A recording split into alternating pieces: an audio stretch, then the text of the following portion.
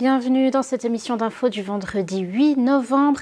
Après le départ de Moutier vers le canton du Jura en 2026, les élèves du secondaire de certaines communes alentours iront à l'école à Grandval. C'est ce qu'a communiqué le canton de Berne hier jeudi. 3 communes sont particulièrement mécontentes de cette décision puisqu'elles avaient voté contre. Comment faire face au changement climatique? La ville de Bienne a présenté les mesures qu'elle prévoit de prendre suite au dépôt de l'initiative Climat urbain Bienne. Le cancer des testicules est une maladie encore taboue alors qu'un dépistage précoce pourrait empêcher des morts. On ouvre ce journal avec la question jurassienne vue d'une perspective scolaire. Si Moutier quittera le canton de Berne pour rejoindre celui du Jura, ce ne sera pas le cas des communes environnantes qui resteront, elles, bernoises. Jusqu'à présent, l'école secondaire de ces villages, la Couronne prévôtoise, se trouvait à Moutier, mais cela changera. Le canton de Berne a décidé que les ados changeront d'école et se rendront pour la plupart à Grandval dès août 2026. Or, 3 de ces villages concernés s'étaient prononcés contre cette option. Louis Beugli a recueilli leurs réactions. L'avis de la population n'aura pas suffi. À l'exception des élèves de Perfit, l'école secondaire se fera dès la rentrée 2026 à Grandval, malgré le refus des communes de Crémine, Corcelles et Belpraon.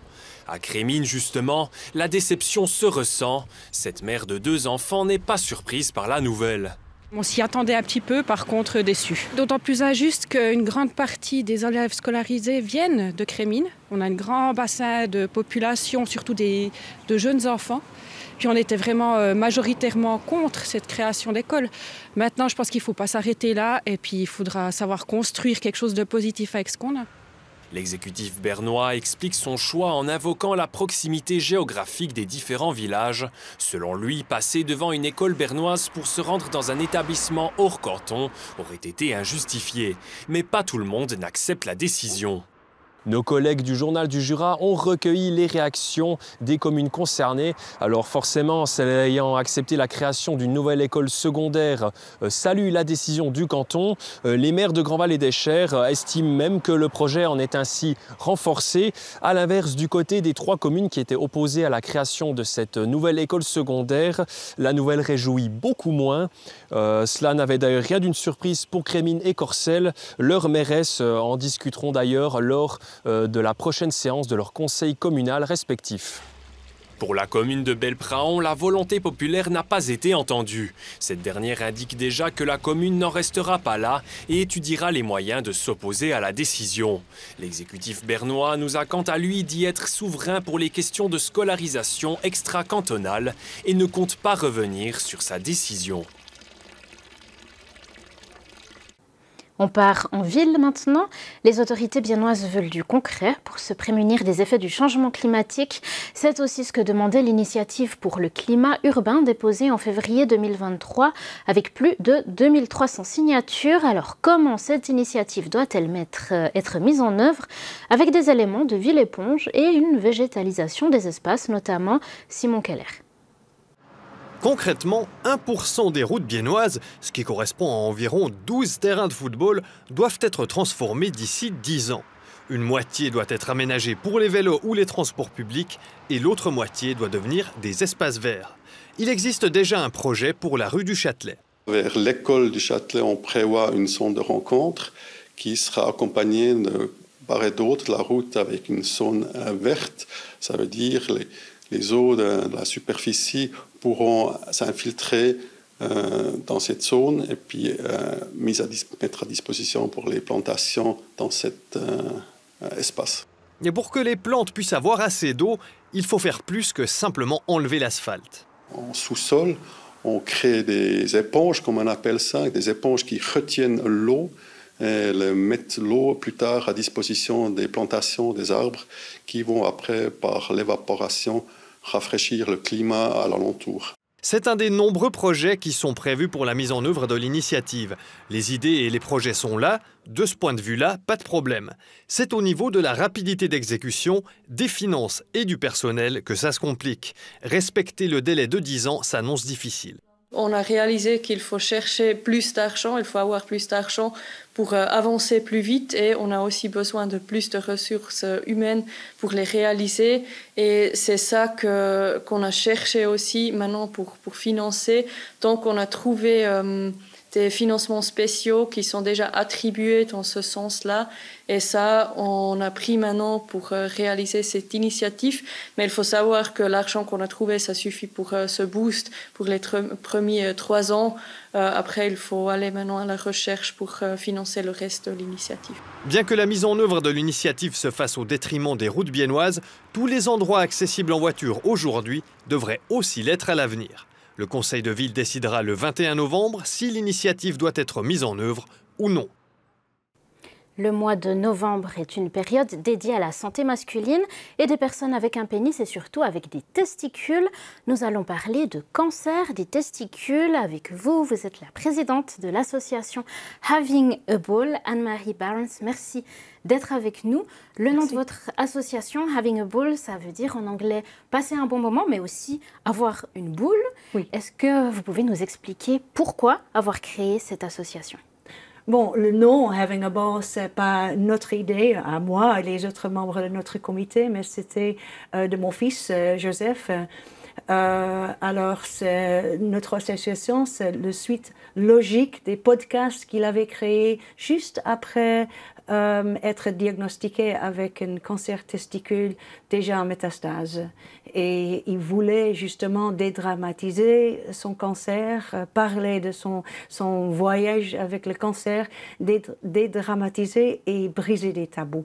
Et nous, on a pensé, 6 mois après sa mort, quand on a pu respirer, on voulait continuer ce message que lui, il voulait faire. Alors voilà, la naissance de notre association, Having a Ball. On entend ce message, on va poursuivre l'interview avec vous, mais d'abord, on a voulu expliquer l'importance du dépistage dans la prévention de cette maladie. On a un éclairage de Sandro Lutolf, urologue au centre hospitalier de Bienne, reportage de Pablo Quixeres et Angèle Sigenthaler. Le cancer du testicule est l'un des plus fréquents chez les jeunes hommes. D'après les chiffres de la Ligue contre le cancer, près de 470 nouveaux cas sont détectés chaque année en Suisse. Si on le détecte assez tôt, c'est une forme de cancer qui se soigne efficacement. On parle de taux de guérison de 90 à 95%, mais il faut le détecter rapidement. D'où l'importance du dépistage que l'on peut effectuer soi-même. L'idéal est de le faire sous une douche chaude. Le but est de voir si un testicule est plus lourd ou plus gros et de chercher la présence de nodules, une zone plus dure au toucher. Ici, on a un schéma qui explique bien ce qu'on peut faire. D'abord, on peut les soulever un peu par en dessous, séparément, pour voir s'il y en a un qui est plus gros ou plus lourd que l'autre. Ensuite, on prend un testicule entre le pouce et les autres doigts et on le palpe en faisant un mouvement circulaire. Ce qu'il faut savoir, c'est que le testicule est un organe relativement rond et lisse. Et derrière, on trouve un petit organe appelé épididyme qui conserve et transporte les spermatozoïdes. Et en faisant la palpation, on le sent souvent sur la partie arrière du testicule. C'est comme un petit boudin fin et souple qui provoque souvent une sensation désagréable quand on presse dessus. C'est donc normal de sentir ça sur la partie arrière du testicule.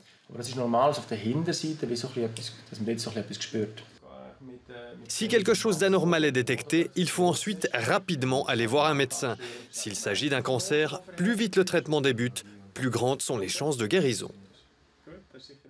Et demain, justement, samedi 9 novembre, une journée dédiée à la prévention du cancer des testicules a lieu à la place Valzer à Bienne. On pourra s'y faire tester gratuitement et de manière anonyme. Et le nom de cette journée, c'est Check Your Ball, soit vérifier vos boules. Alors, comment vous faites pour mettre de l'humour dans cette thématique qui est quand même difficile ?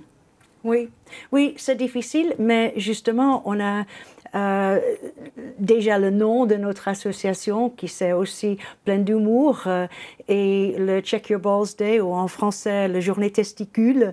On a pensé qu'avec l'humour, on peut peut-être dédramatiser, briser des tabous plus facilement et que les hommes viennent alors nous voir, pas seulement pour nécessairement se faire dépister, mais aussi pour avoir plus d'informations sur ce type de cancer qui est quand même le plus fréquent chez les jeunes hommes. Et les hommes ne savent souvent pas du tout que ça existe. Voilà. Ça fait maintenant un peu plus d'1 an que votre association a été créée. Qu'est-ce que vous pouvez tirer comme premier bilan? Est-ce que vous voyez déjà des résultats de votre travail? Mais oui, l'année passée, on était juste à Neuchâtel avec ce Journée Testicules. C'est notre 2e édition cette année et on est dans 4 villes. On a une présence sur les médias sociaux vraiment très répandue. Les gens commencent à parler de nous et ça, c'est notre mission de faire parler de ça, que les hommes prennent au sérieux ça. Et qui font, comme vous avez vu dans le reportage, qui font mensuellement un check-up. Et voilà, et on voit que le message devient, c'est bien reçu. De plus en plus. Vous l'entendez via les réseaux sociaux, peut-être via ces journées de rencontres? Oui, tout à fait, tout à fait. Et c'est ça c'est notre but. Et on est la seule association en Suisse qui est dédiée 100% à le cancer des testicules. Alors, on travaille aussi avec des ligues de cancer, déjà dans 3 cantons, Berne, Neuchâtel et Vaud. Alors voilà, tout ça pointe vraiment qu'on fait quelque chose, il y avait besoin de faire quelque chose pour ce cancer. En tout cas, voilà, on souhaite bonne suite à votre association. Merci beaucoup pour votre éclairage, Anne-Marie Barnes. Merci beaucoup à vous. Et on poursuit cette émission en parlant d'hommes, mais cette fois par la lunette du concept de masculinité toxique. Cela comprend par exemple des comportements agressifs, dominants, ou encore la haine des femmes et d'autres minorités de genre. Selon une étude allemande, environ 1/3 des jeunes hommes auraient déjà été violents physiquement envers leur compagne. À l'heure du procès de Mazan en France où 50 hommes, tout ce qu'il y a de plus ordinaire, sont accusés de viol, la masculinité toxique est-elle en progression? Une table ronde abordait le sujet à la bibliothèque de Bienne hier. Reportage Ursi Grimm. Se distancier de la masculinité toxique est important pour l'humanité. Le sociologue Markus Teunert sait que la société entière en souffre. Les exigences traditionnelles liées à la masculinité sont nocives. Elles sont dangereuses pour l'homme lui-même et pour la société. Pour le dire un peu crûment, les hommes qui respectent ces exigences traditionnelles meurent plus tôt en étant plus seuls et avec plus d'amertume. C'est un fait scientifiquement prouvé. Après la présentation à la bibliothèque municipale, des dirigeants et une dirigeante parlent de l'atmosphère dans leur entreprise et d'exemples concrets de masculinité toxique dans leur quotidien. Comme journaliste, il faut ouvrir un journal ou lire un livre ou écouter la radio ou voir la télé pour voir qu'effectivement notre société est pleine d'exemples comme ça de gens qui prennent beaucoup de place, qui se mettent au-dessus de tout le monde. Et je crois que ça, c'est aussi une certaine masculinité toxique, on va dire. On a malheureusement de temps en temps ces retours d'un comportement sexiste des hommes dans le groupe de notre personnel, effectivement. C'est clair qu'au foot, on a souvent aussi le comportement plutôt agressif, assez dominant, où les gens ils sont aussi prêts à dépasser des limites avec une certaine violence physique aussi. Un autre souci est lié à la jeune génération. Les femmes se positionnent toujours plus à gauche politiquement et seraient plus féministes, pendant que les hommes s'orientent davantage à droite et seraient plus machos. En Suisse, 2/3 des jeunes hommes seraient convaincus que l'égalité entre les genres est déjà atteinte. Dans l'optique des nouvelles générations d'hommes, les différences injustifiées de salaire entre hommes et femmes sont ignorées. Le fait que les femmes et les gens qui ne répondent pas aux critères de la masculinité traditionnelle subissent des violences est ignoré. Le fait que les hommes soient encore aujourd'hui surreprésentés dans des positions avec beaucoup de pouvoir et d'argent est ignoré. Mais qu'en dit-on du côté des jeunes ? Surtout sur les réseaux sociaux, que les jeunes hommes ils s'informent plus pour devenir machos et les femmes elles sont plus là pour être féministes. Je crois que c'est peut-être une tendance de la société, mais c'est sûr que tout le monde ne la suit pas. Ce qui est sûr, c'est qu'on voit plus la haine des femmes qu'avant. Parmi les jeunes de notre âge, beaucoup de personnes trouvent simplement ça cool. Je l'ai souvent remarqué et j'ai l'impression qu'il y a beaucoup d'influence des réseaux sociaux. J'ai l'impression que c'est surtout dû à l'environnement dans lequel on vit. Selon Markus Steuner, la radicalisation est due à des modèles manquants selon lesquels les jeunes hommes peuvent s'orienter. Après ce journal, dans l'interview, Claudia Noara accueille une chansonnière bien connue de la région. À vos goûts, regardez. On a l'habitude de l'entendre chanter, de la découvrir en tant que musicienne, interprète. Aujourd'hui, on découvre Fanny de Poel, racontée par Fanny Dirksen dans une autobiographie qui vient de paraître. On en discute dans l'interview du jour. Et voilà, ce journal se referme ici, mais l'actualité régionale continue sur ajour.ch. Merci de nous avoir suivis.